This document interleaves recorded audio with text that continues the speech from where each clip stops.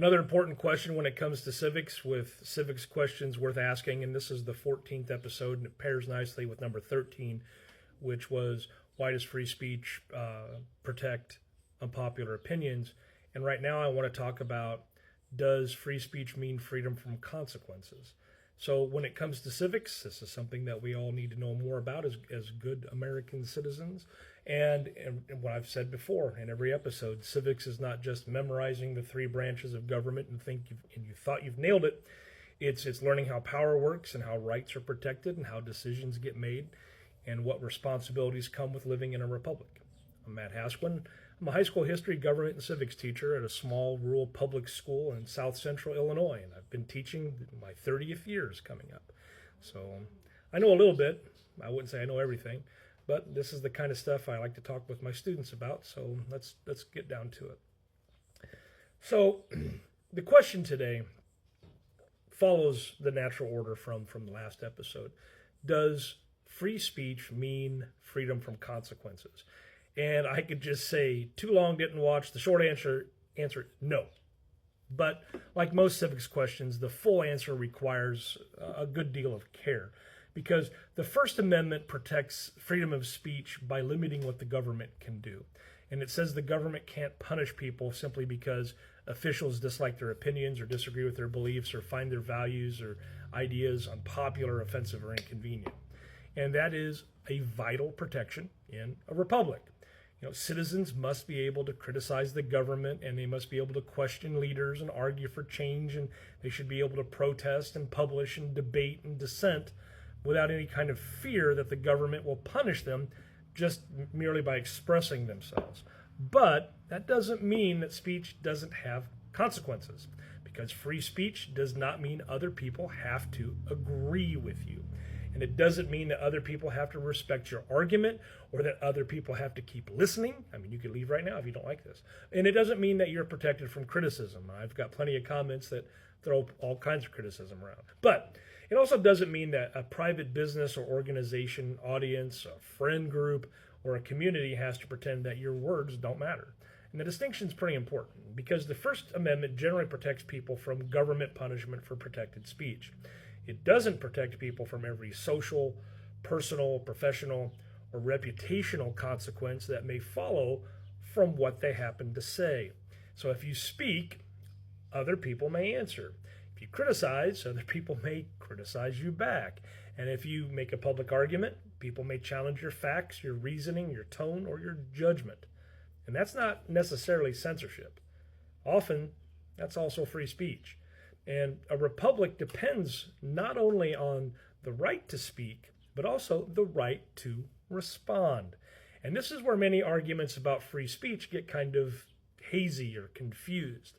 Someone may say, something that's offensive or controversial, and other people criticize them, and then the original speaker claims their free speech has been violated. But criticism is not usually a violation of free speech.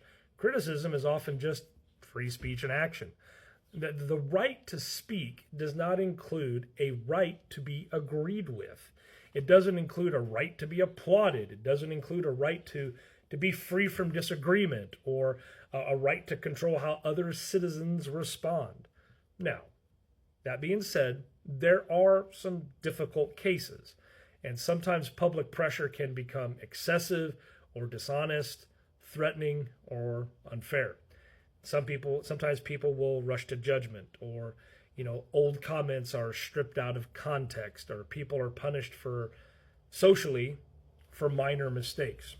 And sometimes online outrage becomes less about accountability and more about humiliation. And those are some really valid concerns, because a healthy civic culture should leave room for correction, apology, growth, forgiveness, and also just proportion. But that is different from saying speech should have no consequences at all, because words matter. Full stop. Speech can do things like inform and persuade and inspire and comfort and expose injustice and can hold power accountable. But speech can also mislead or defame or threaten, harass, inflame, spread falsehoods. It can damage reputations and relationships, workplaces, school settings, communities. If speech has power, then speech also carries responsibility. That's getting kind of Spider-Man-ish there, right? But that doesn't mean government should police every irresponsible statement, because it shouldn't. A free society should be very careful about giving government the power to decide which opinions are acceptable, but citizens can still hold one another accountable. Employers may care about how employees publicly represent the organization. Think Colin Kaepernick in the NFL.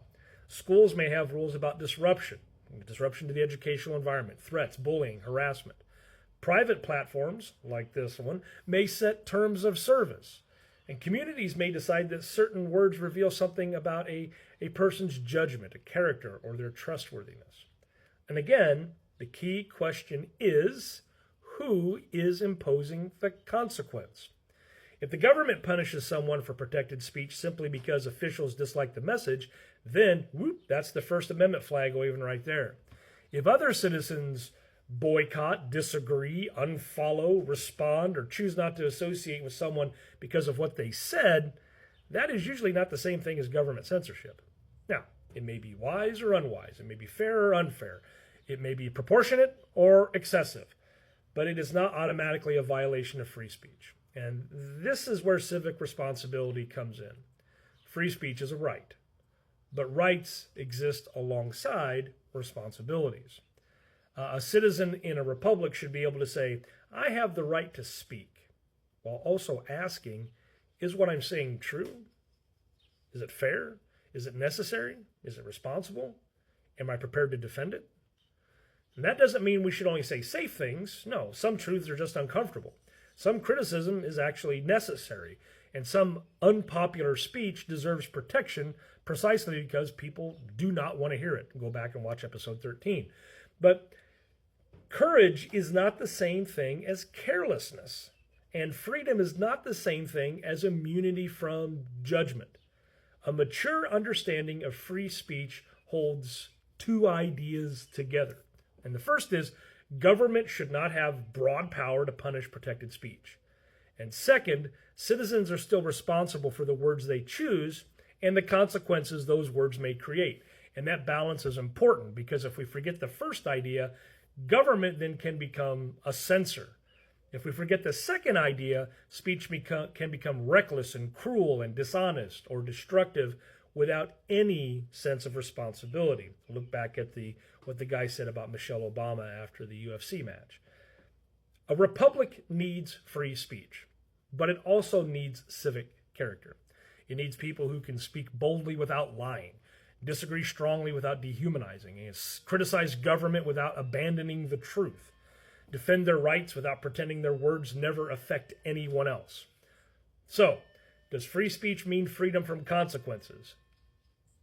No. Free speech means government has limited power to punish protected expression.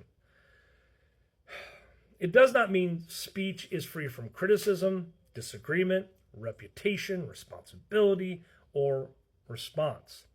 And the real civic question is not whether people should be allowed to speak. In a free republic, they absolutely should.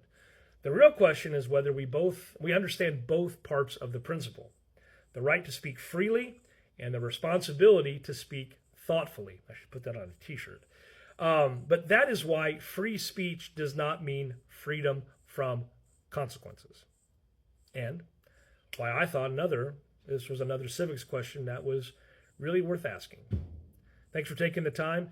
If you think this information is important, and I hate saying this kind of stuff, but I've gotten several comments from folks that, this word needs to get out. Please feel free to share these videos to get the word around. It feels like I'm pandering or whatever, but if the message is important enough to you, please feel free to share it with those that you think could benefit from it.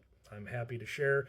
I invite comments because I enjoy the discourse and the discussion. Thanks for taking the time. If you made it this far, it must have been important for you. Take care.